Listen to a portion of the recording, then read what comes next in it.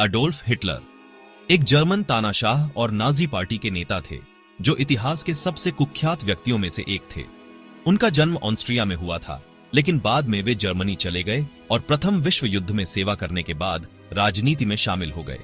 Hitler 1933 में Germany के chancellor बने और 1934 में फ्यूहरर का पद ग्रहण करके एक तानाशाही शासन स्थापित किया। उनका शासन आक्रामक विस्तारवाद, तीव्र राष्ट्रवाद, सैन्यवाद और नाजी विचारधारा के प्रचार से चिह्नित था, जिसमें आर्य नस्ल की श्रेष्ठता और यहूदियों के प्रति घृणा पर बल दिया गया।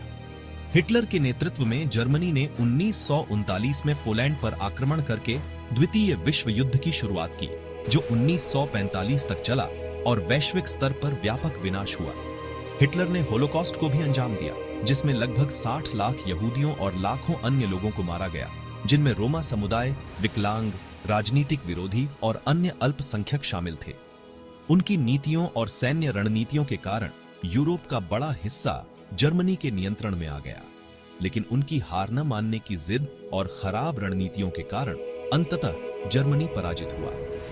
अप्रैल 1945 में जब मित्र देशों की सेनाएं बर्लिन के करीब पहुंच रही थीं, हिटलर ने एक बंकर में शरण ली। वहां उन्होंने अपनी साथी ईवा ब्राउन से विवाह किया और उसके बाद 30 अप्रैल 1945 को आत्महत्या कर ली। उनकी मृत्यु के साथ ही नाजी शासन का अंत हो गया और इतिहास के सबसे काले अध्यायों में से एक का समापन हुआ। हिटलर की विरासत विनाश, पीड़ा और तानाशाही व घृणा के खतरों के प्रति चेतावनी का प्रतीक है।